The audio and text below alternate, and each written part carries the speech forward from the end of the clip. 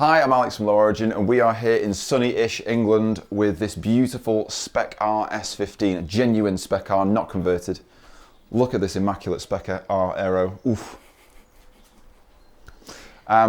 This vehicle is owned by our cameraman Jono, and he's had this for about 7 years now. It's been off the road for a couple of years now, and he's looking to get it back on the road. So we want to put some general servicing, some parts on it to get it back up there. So anyway, Jono, come over, tell us about this vehicle. Why isn't it on the road, I suppose, is the first thing. Jono, by the way. Just time and money. Yeah, I live in London, have nowhere to store it. Yeah. It sort of lives at my parents', and it's sort of like out of sight, out of mind. You kind of forget that you have it. Yeah. A bit like you forget you have the 300 sometimes. Hey, it's not here now. Yeah. It's somewhere else. But for a long time, it's like you just put it away in a garage and you kind of forget about it. Yeah, yeah. So that's kind of what happened. Okay, I mean, it looks like the sort of car that has been driven and had some time. Do you want to just briefly tell me about this? So when who's this? So that was on the car when I bought it. So I've attempted a repair. So when I got this, the aero kits were not £1 million. I was going to say, let's flash up the price of the current aero kits, genuine aero kits.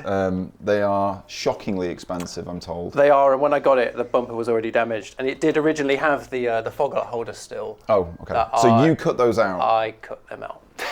Wow. Before it was work. Before. Imagine owning yourself like that. Yeah. Yeah. I have spied another. I've spied a fiberglass.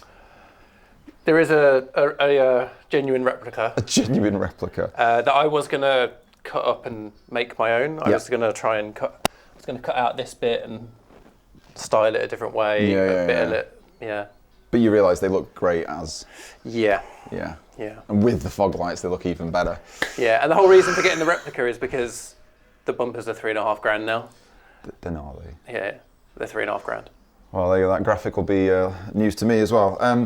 So this may sound like a bit of a shock, but I've never actually seen a real life Spec R. I know, right? Something simple like it has 6 gears. Yep. I know that sounds like I've got a Z33 gearbox, but this has the gate for 6 gears on it. Those gearboxes are now like moon money as well. Yeah, but it's the same one that's what's in an RX-8, just a different housing. Okay. So you can buy an entire car and get the gearbox for like 250 quid. Hot tip there. The obviously SR20. Yep. Anything done to the engine at all? So to my knowledge, the internals and everything is stock. Okay. There's no signs of a aftermarket head gasket on it or anything like that. Okay. And it's still got the stock intercooler.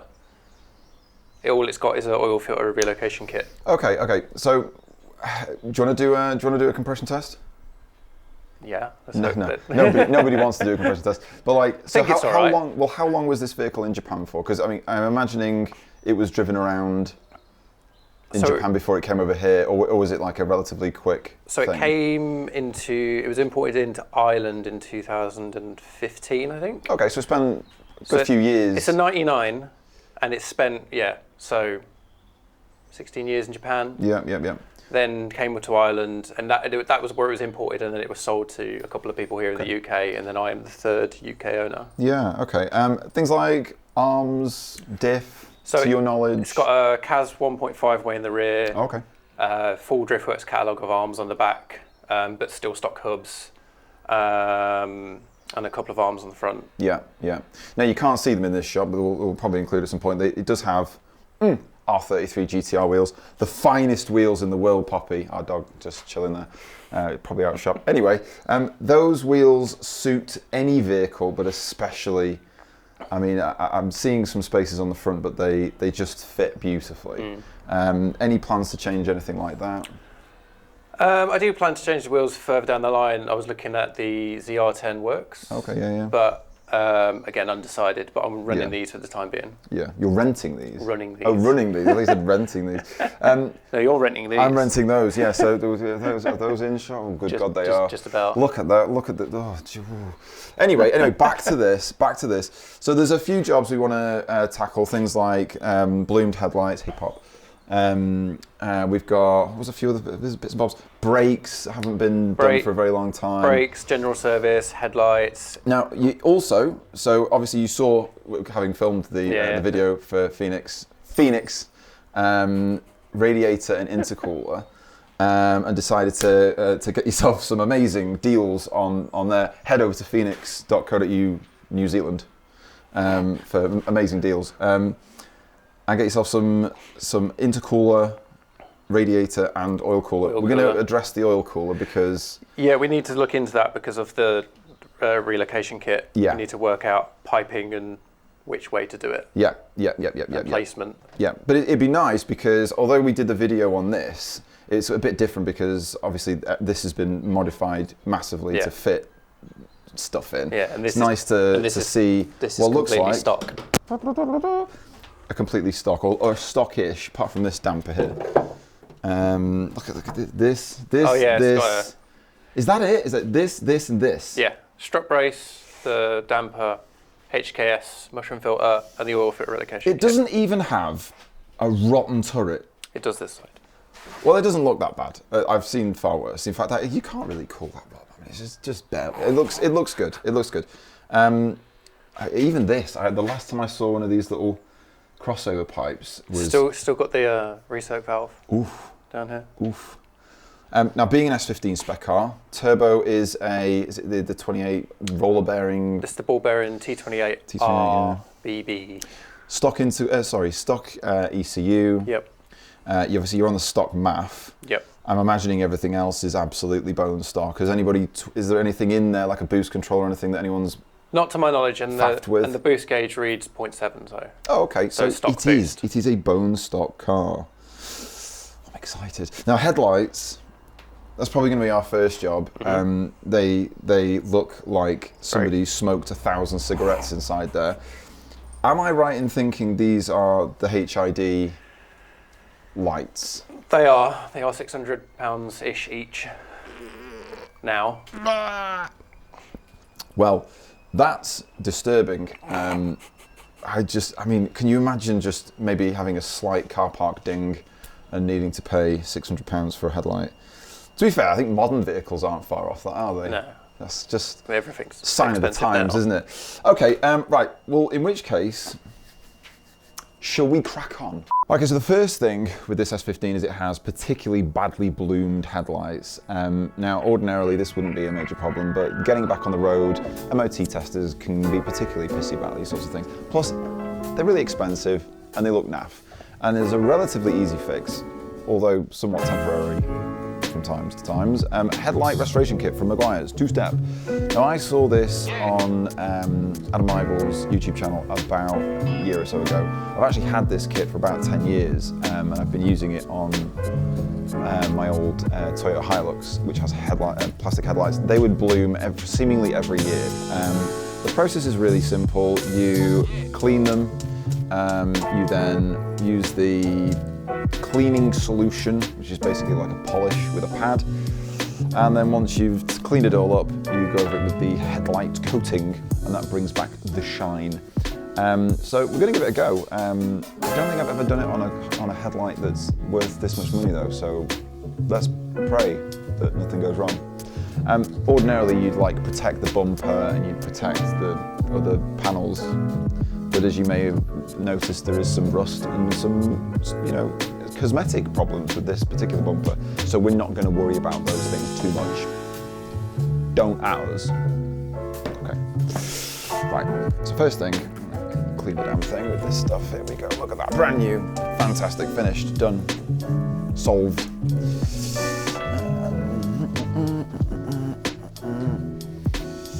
Now this has to be completely dry in order to start the process with the cleaning gel. So let's just get all of this crap off.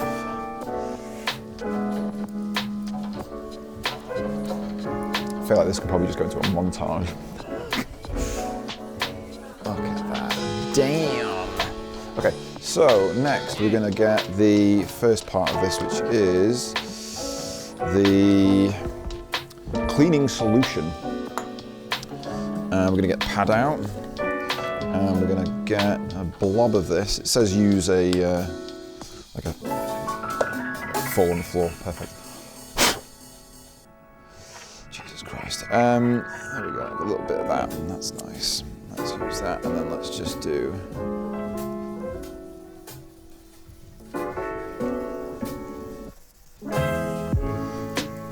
Okay. Give it a scrub-a-dub. Get it all over these rubbers. That's what we do.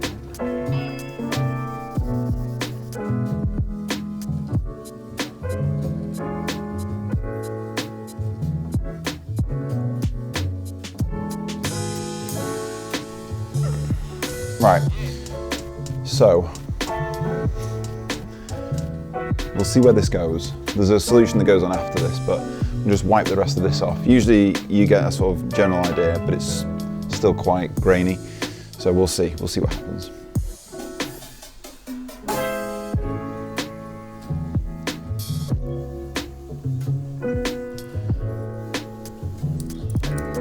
Some of the times I did this on the Hilux, the more I rubbed at this point, the better the overall look is once you've put the solution on. It's lacquer. I don't know why they act like it's not lacquer, but it's basically just lacquer. Or a form of lacquer at least, anyway.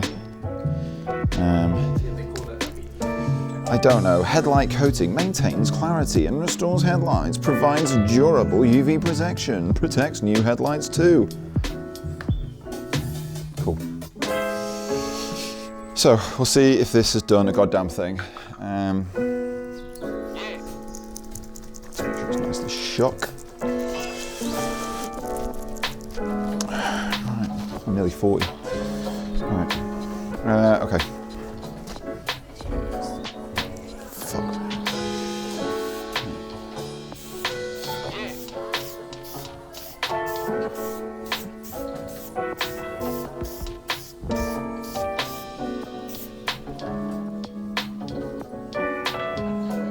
Looks alright.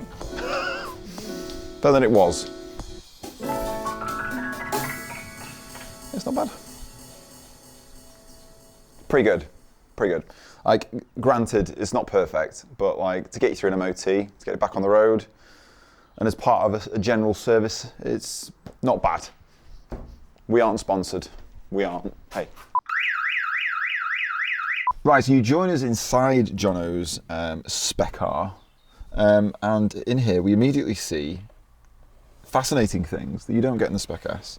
A 6-way gated gear.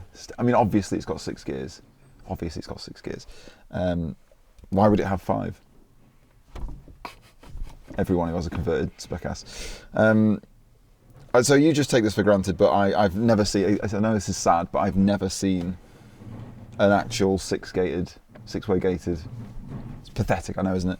The next thing I'm going to point out here is it has a Kenwood mini disc player. Is this a mini disc player and CD player? It does, it folds out and there's a CD player behind. Now it just so happens we have a pile of mini discs. I don't know if any of these work, but we're gonna find out. So show us the amazing cool dance that this thing clearly does. That's a lot of screen. Wow. Cool. I think. Off. I don't know if you can see that. So is there? Wow. Good God. Don't have any CDs. So if we wanted to put a CD in there, we could put. Just like that. So this is J 2001, which I may have recorded in probably about 2001. So let's just see if this works. It's very unlikely. In my experience, mini disc players that were brought over in imports tend not to work. And I don't know why. I think it's something to do with the codec that they use. Not interesting. Let's pray.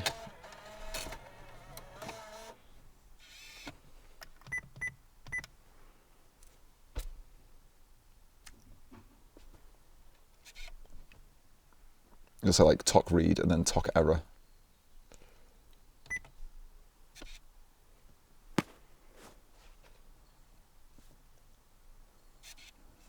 It's not liking it, is it? Like in the good old days, like this, the thing would just not work, and it wouldn't say anything. It would just be like, don't know. Ooh. It's flashing. God, this is exciting, isn't it? Should we try a genuine mini disc instead? Because it might be just that it doesn't like recordables. Let's try that. This is obviously the South Park album. Very, very important album for anyone with mini discs.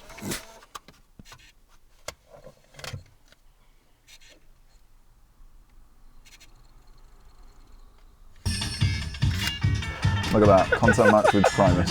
But it should also have mini disc text as well. So it should say the name of the track. It should, but it won't. It's going to do this cool graphic equalizer thing. There won't be a content match on the...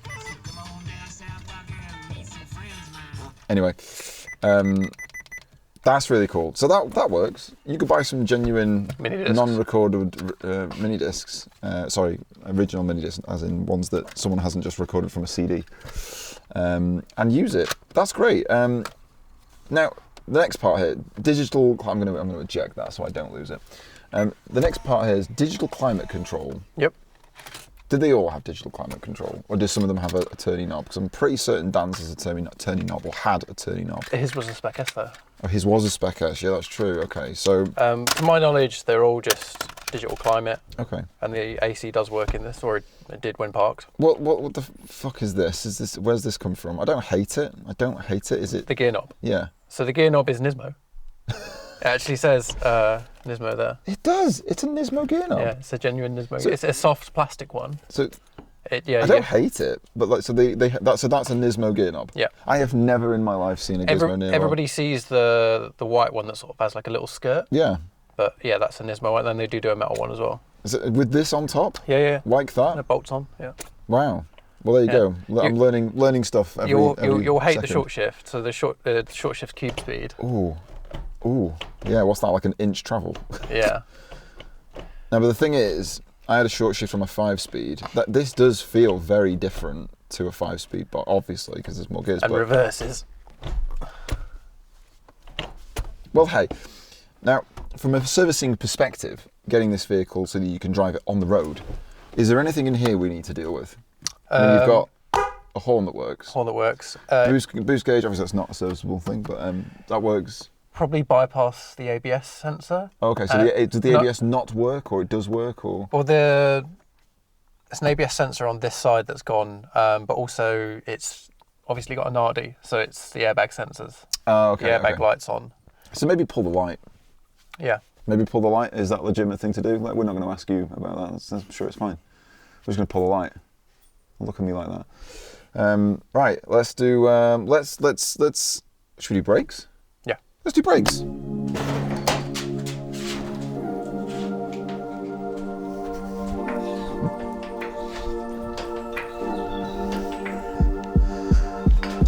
Put the handbrakes on, isn't it?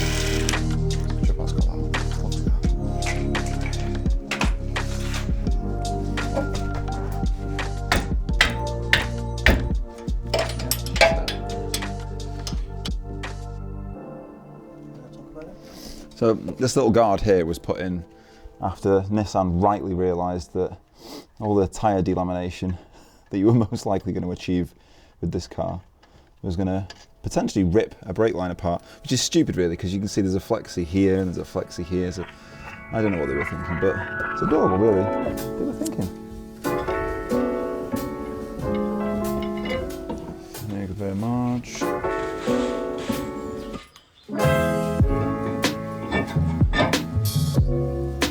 Oh, it's got just black. Yeah.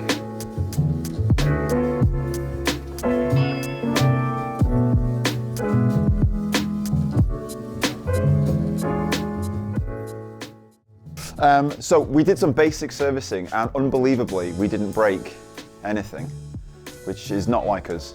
You know, basic servicing, you'd expect to, you know, have a knocking engine. Talking of fun things like that, we'll be doing a compression test soon as Jono is okay with that happening.